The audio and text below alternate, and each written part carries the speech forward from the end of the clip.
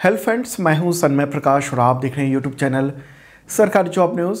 कई important topic है इस करंट अफेयर्स वीडियो में। सबसे पहले क्वेश्चंस देखते हैं। तो सुप्रीम कोर्ट ने चीफ इलेक्शन कमिश्नर और अदर इलेक्शन कमिश्नर्स के चयन का अधिकार केंद्र सरकार से हटाकर या कहे छीन कर किसे देने का फैसला सुनाया है। कौन है वो लोग करेंगे ये फैसला, इस पर डिटेल बात करेंगे। उत्तर प्रदेश का बजट आया, उस पर बात होगी। डिटेल में एमसीक्यू है आपके एग्जामिनेशन के लिए। नागालैंड में पहली बार महिला एमएलए चुनी गई हैं। इससे पहले कभी महिला एमएलए नहीं बन पाई थी वहाँ पर। नागालैंड, त्रिपुरा और मेघालय का चुनाव का रिजल्ट आया है, उस पर बात होगी। ईरानी कप में दोहरा शतक लगाने वाले सबसे कम उम्र के खिलाड़ी कौन बन गए हैं, उस पर भी बात होगी। और भी कई टॉपिक है, सब पर चर्चा करेंगे दोस्तों। तो शुरू करते हैं और सबसे इंपॉर्टेंट जो हॉट टॉपिक है वो उस पर बात करते हैं। तो क्वेश्चन होगा, सुप्रीम कोर्ट ने मुख्य चुनाव आयुक्त और चुनाव आयुक्तों के चयन का अधिकार इनमें से किस कमेटी को देने का फैसला किया है। कौन सी कमेटी है इसमें से, किसे मिला है? आंसर होगा इसका प्राइम मिनिस्टर, लोकसभा में नेता प्रतिपक्ष और सीजीआई की कमेटी। ठीक है, न्यूज़ भी आप देख रहे हैं। देखिए, सुप्रीम कोर्ट ने अपने इस फैसले में मुख्य चुनाव आयुक्त और चुनाव आयुक्तों की नियुक्ति का जो अधिकार था केंद्र सरकार के पास, उसे छीन लिया है। और जो सुप्रीम कोर्ट का फैसला होता है वो कानून बन जाता है। तो 2 मार्च को समझ लीजिए ये कानून हो चुका है। बड़ी बात है और डिटेल में बात करते हैं। तो किन जजों की पीठ ने ये फैसला सुनाया? ये 5 जजों की पीठ है, यानी बेंच है सुप्रीम कोर्ट के, तो उसने ये फैसला सुनाया है। तो अब सवाल ये है कि क्या होगा प्रोसेस अपॉइंटमेंट का सुप्रीम कोर्ट के नए फैसले के अनुसार। तो देखिए, अब मुख्य चुनाव आयुक्त और चुनाव आयुक्तों की जो नियुक्ति है उसके लिए नाम सुझाने का काम एक कमेटी करेगी। ठीक है, प्राइम मिनिस्टर होंगे उसमें, नेता प्रतिपक्ष लोकसभा के और सुप्रीम कोर्ट के चीफ जस्टिस, तीनों की कमेटी होगी। और ये जो नाम सुझाएंगे उस पर राष्ट्रपति को अंतिम निर्णय लेना है, मतलब अपॉइंटमेंट हो जाएगा उसी के आधार पर। सुप्रीम कोर्ट ने चुनाव आयोग का एक अलग से सचिवालय बनाने का भी कहा है, कानून बनाने का अधिकार की बात कही है उसके लिए, और उसका अपना बजट होना चाहिए। इसके अलावा महाभियोग से रक्षा करने के लिए कवर देने का भी फैसला सुना है। मतलब कि फंड के लिए अब चुनाव आयोग को कानून मंत्रालय पर निर्भर नहीं रहना पड़ेगा। उसका एक पूरा पहले ही बजट होगा। अभी क्या होता है कि चुनाव आयुक्त को या मुख्य चुनाव आयुक्त को ये सरकार से अपील करनी पड़ती है, कानून मंत्रालय के पास जाना पड़ता है और उसे कहना पड़ता है कि भाई साहब हमें इतना बजट दे दो, हमें चुनाव कराना है, उसमें इतनी दिक्कत हो रही है। नहीं, कभी कम बजट भी मिला, कभी ज़्यादा भी बजट मिला। तो वो पूरी तरह से निर्भर अभी केंद्र सरकार पर है, चुनाव आयोग और तमाम और भी फैसले। तो अब ये सुप्रीम कोर्ट का कहना है कि उसे पूरी तरह से निष्पक्ष होना चाहिए और उसके लिए ये कदम उठाए जाने बहुत ही ज़रूरी है। ओके, और ख़ास बात यह है कि चुनाव आयोग अधिनियम है 1991 का, उसके तहत चीफ इलेक्शन कमिश्नर और इलेक्शन कमिश्नर उनकी जो नियुक्ति है वो 6 साल की अवधि के लिए किया जाना चाहिए, जो कि नहीं होता है। बहुत कम, कोई 6 महीने, कोई 1 साल, कभी कोई 2 साल, इसके लिए ही नियुक्ति हो पाती है। तो यहाँ पर सवाल उठता है, आपके मन में होना चाहिए कि कब तक ये लागू रहेगा ये कानून। तो देखिए, सुप्रीम कोर्ट ने इसके बारे में भी कहा है, साफ कहा है कि ये प्रोसेस, यानी 3 लोगों की जो कमेटी है उसके द्वारा चयन की जो प्रोसेस है वो तब तक लागू होगा जब तक कि संसद चुनाव आयुक्तों और मुख्य चुनाव आयुक्त की नियुक्ति को लेकर कोई कानून नहीं बना लेता है। इस फैसले ने अब मुख्य चुनाव आयुक्त और चुनाव आयुक्तों की जो नियुक्ति की प्रक्रिया है वो सीबीआई डायरेक्टर के नियुक्ति के प्रक्रिया के बराबर कर दिया। आपको पता होगा कि पहले सीबीआई डायरेक्टर की जो नियुक्ति होती थी वो केंद्र सरकार कर लेती थी, लेकिन फिर कुछ साल पहले की बात है जब सुप्रीम कोर्ट ने दखल दिया, उसके बाद यही हुआ था कि सीबीआई डायरेक्टर की नियुक्ति प्राइम मिनिस्टर, सीजीआई यानी चीफ जस्टिस ऑफ इंडिया और लोकसभा में नेता प्रतिपक्ष वो मिलकर सुझाएंगे एक नाम और उसी की नियुक्ति राष्ट्रपति करेंगे या करेंगी। ठीक है, अब यहाँ पर इम्पॉर्टेंट सवाल है कि संविधान में नियुक्ति का क्या प्रावधान है, चुनाव आयोग में जो नियुक्तियां होनी है उसके लिए क्या प्रावधान है। तो देखिए, संविधान के अनुच्छेद 3242 यानी 324(2) उसके अनुसार मुख्य चुनाव आयुक्त और चुनाव आयुक्त राष्ट्रपति के द्वारा कानून के आधार पर किया जाना चाहिए उनकी नियुक्ति। फिर भी इस संबंध में संसद के द्वारा कोई कानून नहीं बनाया गया था। खास बात है, सुप्रीम कोर्ट ने यह बात कही है। सुप्रीम कोर्ट में जो याचिकाकर्ता हैं प्रशांत भूषण, उन्हीं के और कुछ और वकील हैं, उन्हीं के याचिका पर अपील पर सुप्रीम कोर्ट ने ये फैसला सुनाया है। तो प्रशांत भूषण का ये कहना था कि चूंकि कानून बना ही नहीं नियुक्ति के लिए, तो ऐसे में इस स्थिति का फ़ायदा केंद्र सरकार उठाती है और ऐसे लोगों को वो चुनाव आयुक्त बनाती है जिन्हें अक्सर सत्ता में रहने वालों और उन्हें चुनने वालों के साथ मिलकर काम करने के लिए देखा जाता है। तो इसीलिए जो याचिकाकर्ता हैं, जो वकील हैं प्रशांत भूषण, तो उन्होंने और दूसरे वकीलों ने सुप्रीम कोर्ट से गुजारिश की थी कि एक इंडिपेंडेंट अथॉरिटी बनाई जाए ताकि केंद्र सरकार के चंगुल से नियंत्रण से बाहर हो सके। अपरोक्ष जो नियंत्रण है चुनाव आयोग पर वो उससे अलग हो सके, ठीक है, स्वतंत्र फैसले ले सके पूरी तरह से। ओके, अब यहाँ पर सवाल है कि इससे पहले तक कैसे नियुक्ति होती थी चुनाव आयुक्तों की, मुख्य चुनाव आयुक्त देश में। देखिए, मैंने पहले बताया आपको कि कोई कानून तो था नहीं, संविधान में ये प्रावधान था कि कानून बनेगा इसके लिए, लेकिन आज तक कोई भी सरकार ने कानून नहीं बनाया। तो अपॉइंटमेंट का जो पूरा प्रोसेस था वो केंद्र सरकार के हाथों में ही था। परंपरागत रूप से सेक्रेटरी लेवल के जो मौजूदा या फिर रिटायर्ड जो ऑफिसर थे, आईएएस अधिकारी या आईएफएस अधिकारी, तो उन सब की लिस्ट तैयार की जाती थी और इस लिस्ट के आधार पर 3 नामों की सूची तैयार की जाती थी और इन नामों को प्रधानमंत्री और राष्ट्रपति विचार करते थे। बाद में प्रधानमंत्री इसमें से कोई एक नाम चुन के राष्ट्रपति को भेज देते थे और इनका कार्यकाल कितना होता था, 6 साल या 65 ईयर की उम्र तक या उससे पहले, ठीक है। तो इस प्रक्रिया से चुनाव आयुक्त चुने जाते थे इससे पहले, और उसमें जो सीनियर होता था, मतलब चुनाव आयुक्त 2 हैं और एक मुख्य चुनाव आयुक्त होते हैं, तो 2 चुनाव आयुक्त की नियुक्ति हुई, उनमें से जो सीनियर हुआ, अगर चीफ इलेक्शन कमिश्नर रिटायर हो गया तो उनमें से एक जो सीनियर है उसे बना दिया जाता था। ओके, और इनका जो वेतनमान है, भत्ते हैं, ये सब सुप्रीम कोर्ट के जज के समान होते हैं। तो अब देख लेते हैं कि इस वक्त जो चुनाव आयोग है उसमें कौन कौन से लोग हैं। तो राजीव कुमार हैं चीफ इलेक्शन कमिश्नर और 2 इलेक्शन कमिश्नर हैं, कौन कौन, अनूप चंद्र पांडे और अरुण गोयल। अच्छा, पूरा मामला शुरू कैसे हुआ था, सुप्रीम कोर्ट में कैसे पहुंचा, क्या हुआ? देखिए, 2 तरह के मामले पहुंचे। एक तो ये मामला पहुंचा, याचिकाकर्ताओं ने कहा कि अपॉइंटमेंट को लेकर कोई नीति नियम होना चाहिए। एक और मामला ये भी चल रहा था, ये अरुण गोयल हैं, इलेक्शन कमिश्नर बनाए गए हैं, इनको लेकर कुछ दिन पहले ही सुप्रीम कोर्ट ने इस पर सवाल उठाया था कि आखिर इनकी नियुक्ति कैसे हुई। हुआ ये था कि इन्होंने, मतलब ये ऑफिसर थे, आईएएस ऑफिसर थे, और इन्होंने वीआरएस ले लिया। उसके 24 घंटे के अंदर में इनको अपॉइंट कर दिया गया केंद्र सरकार के द्वारा, यानी राष्ट्रपति के द्वारा ही कहिए, इलेक्शन कमिश्नर। तो इसी बात पर सवाल उठा कि आखिर सरकार अपने ही ऐसे लोगों को ये इलेक्शन कमिश्नर बना रही है, और ये जो प्रोसेस हुआ इतनी जल्दी, फटाफट 24 घंटे में पूरी फाइल दौड़ गई और इनकी नियुक्ति हो गई, वो संदेह के घेरे में था, ठीक है। तो ये जो फाइल, इसके बाद हुआ ये था कि सुप्रीम कोर्ट ने इनकी फाइल मंगवा ली थी और उस पर गंभीर टिप्पणी की है और फैसला सुनाते हुए बहुत ही महत्वपूर्ण बात कही। क्या कहा इन्होंने, आप ये देख रहे हैं यहाँ पर लिखा हुआ, हिंदी में बताऊँ मैं। उन्होंने कहा कि ताकतवर के सामने कमज़ोर घुटने वाले व्यक्ति को चुनाव आयुक्त नियुक्त नहीं किया जा सकता है, बड़ी बात है। और ये भी कहा कि चुनाव आयुक्त की जो नियुक्ति है वो 6 साल से कम अवधि का करना जो कानून है उसका स्पष्ट उल्लंघन है। मुझे लगता है पूरी बात आप समझ चुके होंगे, थोड़ा लंबा हुआ, लेकिन ये ऐतिहासिक फैसले जो होते हैं सुप्रीम कोर्ट के, वो समझना ज़रूरी है। और क्वेश्चन ना कई तरीके से आ सकते हैं एग्जामिनेशन में। एक जो सिंपल जो मैंने क्वेश्चन दिया, इस तरह से भी आ सकते हैं।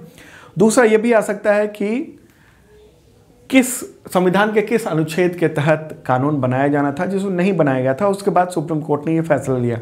तो आपको संविधान का ये अनुच्छेद भी आपको ध्यान में रखना है, ठीक है, ये कानून प्रोसेस क्या किया गया है, वो प्रोसेस जो है वो भी, ये जो प्रोसेस बनाया गया है इसके बारे में भी आपको जानकारी होनी चाहिए, और इससे पहले जो प्रोसेस था उसके बारे में भी जानकारी होनी चाहिए एग्जामिनेशन के लिए। अगला क्वेश्चन लेते हैं, नागालैंड की पहली महिला विधायक कौन चुनी गई है? पहली महिला, इंपॉर्टेंट क्वेश्चन है। आंसर होगा इसका हेकानी जाखालू। न्यूज़ आप देख रहे हैं। नागालैंड का गठन हुआ था 1963 में, लेकिन इतने साल बाद अब 2023 में वहाँ के विधानसभा चुनाव में महिला विधायक चुनी गई। इससे पहले अभी तक कोई भी महिला नहीं थी वहाँ, एमएलए हुई नहीं थी, और पहली बार मतदाताओं ने महिलाओं को चुना है और पुरानी परंपरा को तोड़ दिया है। तो महिला विधायक के तौर पर सबसे पहले हेकानी जाखालू चुनी गई, और वो नागालैंड की पहली महिला एमएलए के तौर पर उनको जाना गया। हालांकि इसके कुछ देर बाद एक और महिला, उनको भी चुन लिया गया। ये महिला है, इनका क्या नाम है? सला हुटू आनो क्रुस। हेकानी जालाखू किस सीट से? दीमापुर 3rd ये सीट से एनडीपीपी पार्टी की हैं। उम्र 47 ईयर है इनका। ओके, और इन्होंने विदेश में लंदन में पढ़ाई की हुई है, 17 साल एनजीओ में काम किया हुआ है। दूसरी जो महिला है साल हुटू आनो क्रूस, 56 ईयर उम्र है, और विधानसभा सीट किस जगह से जीता है? पश्चिमी अंगामी से, और पार्टी है एनडीपीपी। एजुकेशन है 12th पास। ठीक है, तो नागालैंड कहाँ पर है एक बार देख लेते हैं। यहाँ वाला जो हिस्सा है नॉर्थ ईस्ट में, ये वाला जो हिस्सा है ये है नागालैंड। ओके, चलिए आगे बढ़ते हैं। अब जो चुनाव हुए हैं उस पर बात करते हैं, और 3 राज्यों का जो इलेक्शन रिजल्ट आया है उसी के बारे में। एक तो ये नागालैंड है, दूसरा ये त्रिपुरा, और ये मेघालय। तीनों के बारे में और जानकारी प्राप्त करते हैं क्वेश्चन के जरिए।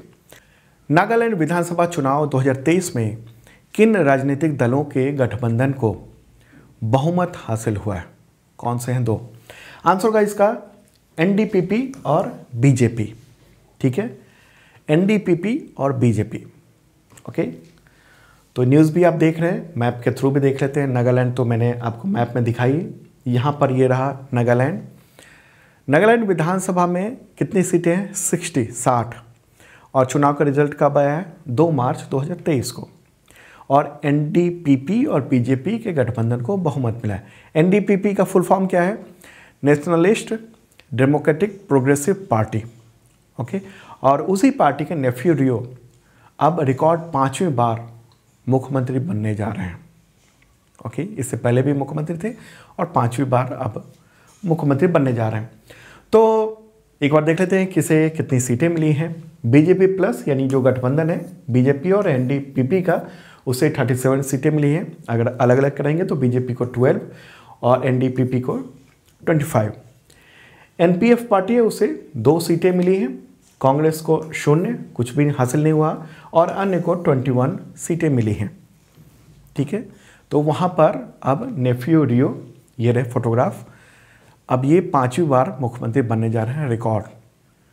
यहाँ के गवर्नर कौन है? ला गणेशन। राजधानी क्या है? कोहिमा। अगला क्वेश्चन लेते हैं। त्रिपुरा विधानसभा चुनाव 2023 में किन राजनीतिक दलों के गठबंधन को बहुमत हासिल हुआ है? आंसर होगा इसका बीजेपी और आईपीएफटी। ठीक है, और न्यूज़ भी देख रहे हैं आप। त्रिपुरा विधानसभा में कितनी सीटें हैं? 60, और चुनाव का रिजल्ट आया है 2 मार्च 2023 को। ठीक है, और इन 2 पार्टियों के गठबंधन को जीत हासिल हुई है, मतलब कि अब वहाँ पर माणिक साहा फिर से मुख्यमंत्री बनने जा रहे हैं। किसे कितनी सीटें मिली? तो यहाँ पर आप देख रहे हैं बीजेपी प्लस यानी ये जो गठबंधन था बीजेपी और आईपीएफटी से 33 मिला है। अगर अलग अलग कहेंगे तो बीजेपी को 32 और आईपीएफटी को 1 सीट मिली। सीपीआईएम प्लस यानी सीपीआईएम और कांग्रेस ये दोनों मिलकर चुनाव लड़े तो इसके गठबंधन को 14 सीटें मिली। अलग अलग कहेंगे तो सीपीआईएम को 11 और कांग्रेस को 3 सीटें मिली है। टीएमपी को 13 सीटें मिली हैं।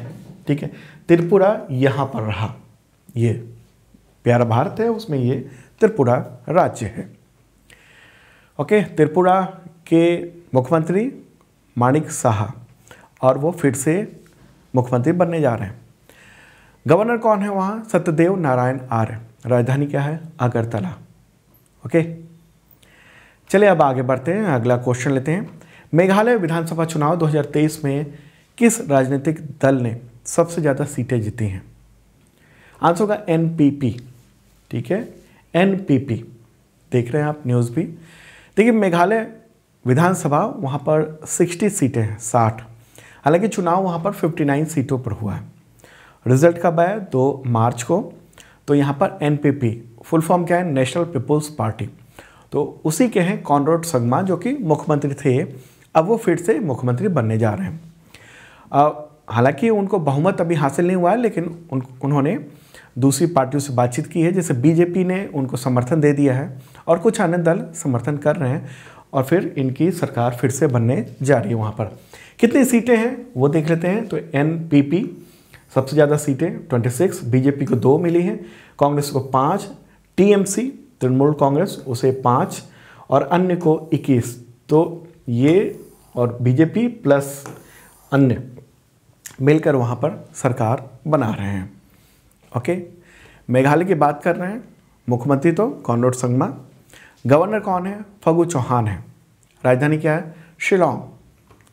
अगला क्वेश्चन लेते हैं। ईरानी कप में दोहरा शतक लगाने वाले सबसे युवा खिलाड़ी कौन बन गए हैं? आंसर होगा यशस्वी जायसवाल। ठीक है, 21 साल के हैं वो, मात्र 21 ईयर के, और उन्होंने ईरानी कप में दोहरा शतक लगाया है और सबसे युवा खिलाड़ी बन गए हैं वो ईरानी कप में ये शतक, दोहरा शतक लगाने वाले। और न्यूज़ भी देख रहे हैं आप इंडिया टुडे में। ठीक है, फोटोग्राफ ये रहा इनका। तो उन्होंने अभी हाल ही में मार्च में ही ग्वालियर में मध्य प्रदेश के खिलाफ शेष भारत टीम के लिए दोहरा शतक उन्होंने लगाया। 200 रन जो बनाए उन्होंने 230 बॉल में। ठीक है, ईरानी कप जो है उसका नाम बीसीसीआई के दिवंगत अध्यक्ष जाल आर ईरानी उनके नाम पर रखा गया था। ओके, ईरानी कप मतलब ईरान का मत समझ लेना आप। ठीक है, जैसे मंत्री हैं स्मृति ईरानी, तो वैसे ही नाम था उनका। बीसीसीआई के अध्यक्ष रह चुके हैं जाल आर ईरानी, तो उन्हीं के नाम पर ये टूर्नामेंट होता है। कब से हो रहा है? तो 59-60 से 1959-60 से ये आयोजन चल रहा है। चलिए अब आगे बढ़ते हैं। नाइजीरिया के नए प्रेसिडेंट कौन बन गए हैं? आंसर इसका बोला टिनुबू। ठीक है, क्या नाम है? बोला टिनुबू। एक बार मैप देख लेते हैं। और ये रहा प्यारा भारत, और अब चलते हैं अफ्रीका में। और अफ्रीका में यहाँ पर ये रहा नाइजीरिया, जो रेड कलर में आपको दिख रहा है। और नए जो राष्ट्रपति चुन लिए गए हैं वो हैं बोला टिनुबू। ओके, अफ्रीका जो महादेश है उसमें सबसे ज़्यादा आबादी वाला देश नाइजीरिया है, और वहाँ पर चुनाव हुआ। और ये जो चुने गए हैं, जो नए राष्ट्रपति बने हैं बोला टिनुबू, वो वहाँ का जो सबसे बड़ा शहर है लागोस, उसके गॉडफादर भी उनको कहा जाता है। काफ़ी प्रभावशाली हैं वो उस जगह के। और ये जो चुनाव हुआ है अभी 2023 में, वो पहली बार है ऐसा नाइजीरिया के इतिहास में कि सेना की छाया से आज़ाद होकर ये राष्ट्रपति का चुनाव हुआ वहाँ पर। ओके, तो नाइजीरिया, उसकी राजधानी क्या है? अबूजा। मुद्रा क्या है? नाइरा। आबादी लगभग 22 करोड़ है। और अब दोस्तों उत्तर प्रदेश के बजट के बारे में जानते हैं, जो ज़रूरी MCQ हैं, और सारा PDF इस वीडियो के डिस्क्रिप्शन में अवेलेबल है। डेली का PDF फ्री होता है। ओके, तो इस मुद्दे पर कई सारे क्वेश्चन हैं आपके एग्जामिनेशन के लिए, खासतौर पे UPPSC का जो PCS एग्जामिनेशन है उसके नोटिफिकेशन भी आ चुके हैं। तो अगला जो एग्जामिनेशन होने वाला है उसमें ये बहुत ही इम्पॉर्टेंट है, और उत्तर प्रदेश के जितने एग्जामिनेशन है उसके लिए बहुत ही ज़रूरी है। और दूसरे एग्ज़ाम में भी इससे रिलेटेड क्वेश्चन हो सकते हैं, आ सकते हैं। तो मैं इसके बारे में बताने जा रहा हूँ। और हाँ, आपको मैंने कल भी बताया था कि डेली एक राज्य का बजट आपको देंगे डेली के करंट अफेयर्स वीडियो में, और उसे बाद में फिर से पेश भी किया जाएगा आपको अलग से वीडियो में। जैसे कल के वीडियो में बिहार का जो बजट है उसके बारे में काफ़ी इंपॉर्टेंट डिटेल दिया गया था। आपको बता दूँ शुरू करने से पहले कि आप मेंबरशिप प्लान भी ले सकते हैं सरकारी जॉब न्यूज़ का ऐप का, और उसमें करंट अफेयर्स की शानदार तैयारी कराई जाती है आपको। इसमें क्या क्या मिलता है, 1 ईयर का मेंबरशिप है, 1 साल का, और उसके जरिए आपको करंट अफेयर्स का जो PDF है वो मिलता है, वीकली, मंथली, क्वार्टरली, ईयरली। इसके अलावा मॉक टेस्ट है, वीकली मॉक टेस्ट और monthly mock test current affairs का, और टेस्ट सीरीज़ है तमाम तरह के एग्जामिनेशन के लिए। और बुक्स पे छूट भी मिलती है मेंबरशिप के जरिए। 50% का डिस्काउंट चल रहा है आपके एग्जामिनेशन के लिए। डिस्क्रिप्शन चेक कर लेना, आपके बहुत काम आएगा। तो शुरू करते हैं दोस्तों, और बजट से रिलेटेड पहला क्वेश्चन। बजट 2023-24 में उत्तर प्रदेश सरकार ने कितने रुपए के खर्च का लक्ष्य रखा है? आंसर होगा इसका 6.9 लाख करोड़ रुपए। कितने हुए? 6,90,000 करोड़ रुपए। भारी भरकम बजट है, बड़ा राज्य है, देश का सबसे ज़्यादा आबादी वाला राज्य है, तो इतना बड़ा बजट भी है। किसने बजट पेश किया? उत्तर प्रदेश के वित्त मंत्री हैं सुरेश खन्ना, उन्होंने ये बजट पेश किया है। मुख्यमंत्री कौन है उत्तर प्रदेश के? योगी आदित्यनाथ। ठीक है, तो ये जो बजट है इसके बारे में बताऊं कि टोटल बजट इस साल का हो गया 6.9 लाख करोड़। अगर बात होगी पिछले साल का कितना बजट था, यानी 2022-23 फाइनेंशियल ईयर का, तो 6.15 लाख करोड़ का था। इस बार कितना ज़्यादा बजट है पिछली बार की तुलना में? तो 75,000 करोड़ रुपए का ज़्यादा बजट है 2023-24 का। ओके, अब देखते हैं इनकम का लक्ष्य क्या रखा गया है इस बजट में। तो इनकम का लक्ष्य खर्च से कम है, 6.83 लाख करोड़ रुपए का, यानी ये घाटे का बजट माना जा रहा है। इसमें रेवेन्यू रिसिप्ट है 5.7 लाख करोड़ रुपए। रेवेन्यू रिसिप्ट का मतलब क्या हुआ? यानी हिंदी में कहेंगे राजस्व प्राप्तियां, यानी जो राज्य सरकार के टैक्स हैं और केंद्र सरकार जो टैक्स वसूलती है उसमें जो राज्य का हिस्सा होता है वो हुआ रेवेन्यू रिसिप्ट। दूसरा है कैपिटल रिसिप्ट, यानी पूंजीगत प्राप्तियां। ये क्या होता है? जैसे सरकार ने अपने खर्च के लिए लोन लिया और जो सरकार ने दूसरों को लोन दिया हुआ है तो उसकी वसूली हुई, तो वो हुआ ये कैपिटल रिसिप्ट, ये 1.12 लाख करोड़ रुपए। अब सवाल ये है कि रुपया आएगा कहाँ से, कैसे आएगा, तो वो भी आपको चार्ट के थ्रू बताते हैं। सबसे ज़्यादा जो यहाँ पर रुपया आ रहा है वो है 38%, ये राज्य का जो अपना टैक्स है उसके जरिए। ओके, सबसे ज़्यादा। दूसरा जो इनकम का जरिया है वो है केंद्रीय कर में राज्य का जो अंश है वो। केंद्रीय कर में राज्य का अंश का मतलब क्या हुआ? जैसे GST होता है ना, GST जो लिया जाता है तो उसमें आधा हिस्सा राज्य सरकार के पास जाता है और आधा हिस्सा केंद्र सरकार के पास जाता है। ठीक है, और अगर इस राज्य का व्यक्ति कोई दूसरे राज्य से परचेज कर रहा है तो उसका हिस्सा वो राज्य को मिलता है, तो वो केंद्रीय करों में ये 27% है। इसके बाद अगर हम बात करेंगे तो केंद्र सरकार से सहायता मिल रही है 14.9% की। उसके बाद लोक ऋण है, यानी सरकार लोन ले रही है 14.6% टोटल बजट का। इसके बाद जो स्थान है वो करेतर राजस्व है 3.5% और लोक लेखा शुद्ध है ये 0.8%, और ऋण की अग्रिम जो वसूली है सरकार ने जो लोन दिया हुआ है वो 0.4%। तो इस तरीके से ये सरकार को इनकम हो रही है, और इनकम क्या है? 6.83 लाख करोड़ रुपए। लेकिन सरकार खर्च क्या कर रही है? सरकार खर्च कर रही है, करने वाली है, जो अनुमान लगाया है 6.9 लाख करोड़ रुपए का। तो रेवेन्यू एक्सपेंडिचर में 5.02 लाख करोड़ रुपए खर्च हो रहे हैं। दूसरा है कैपिटल एक्सपेंडिचर, यानी इसमें 1.87 लाख करोड़ रुपए ये खर्च हो रहा है।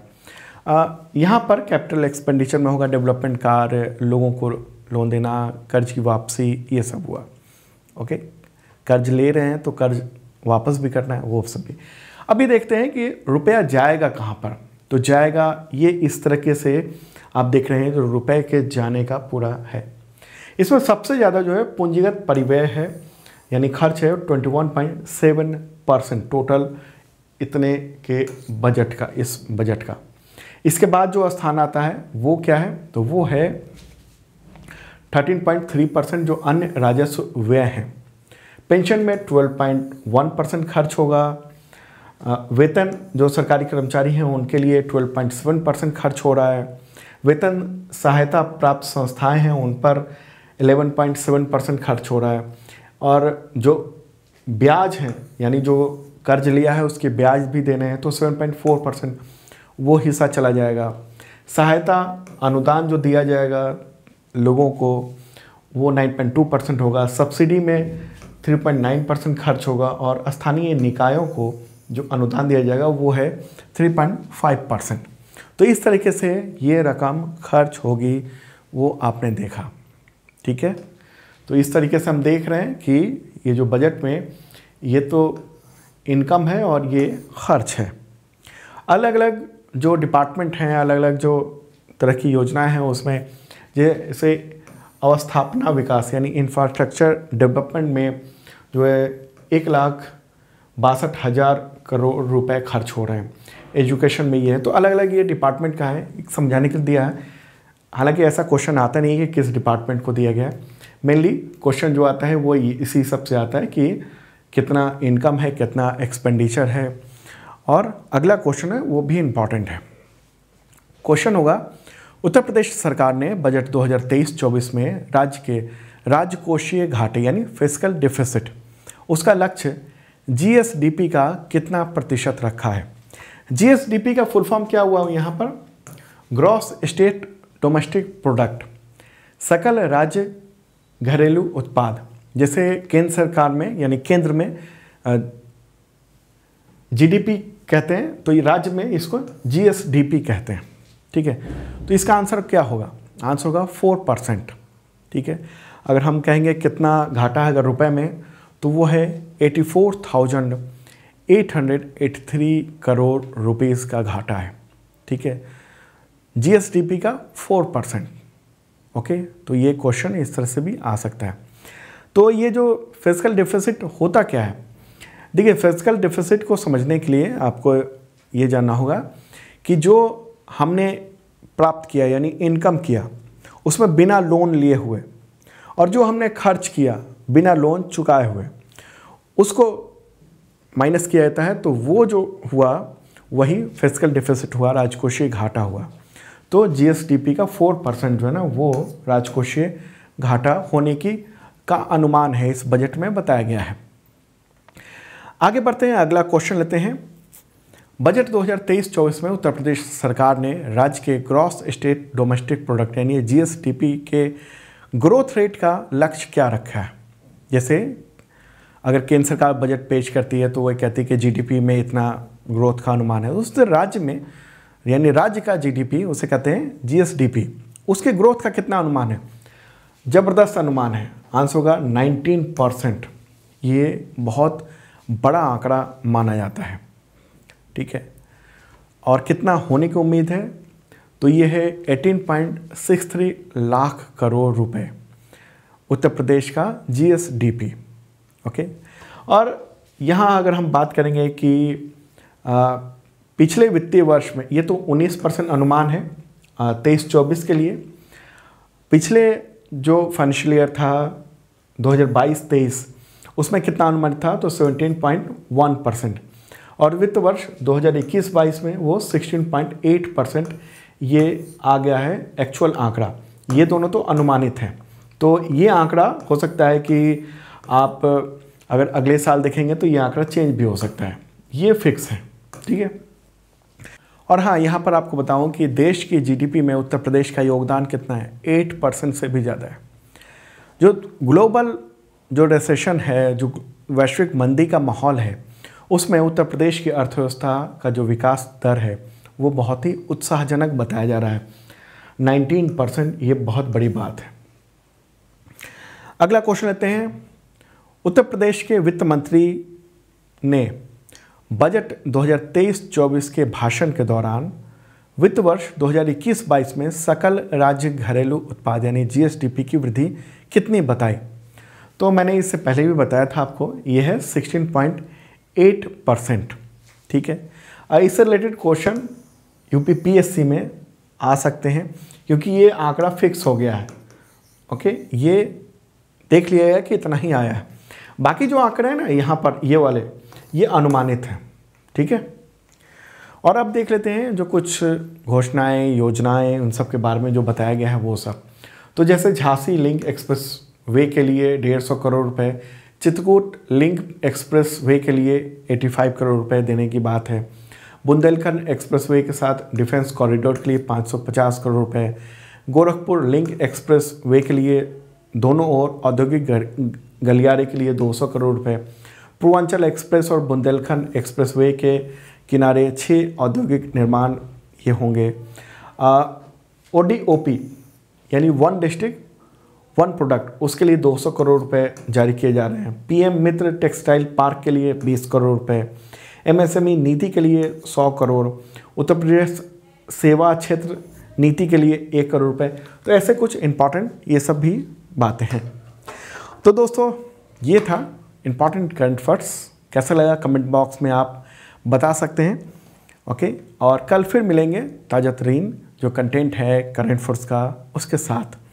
हमारी कोशिश रहती है कि पूरी बात आपको समझ में आ जाए, ठीक है, करंट फैक्ट्स की।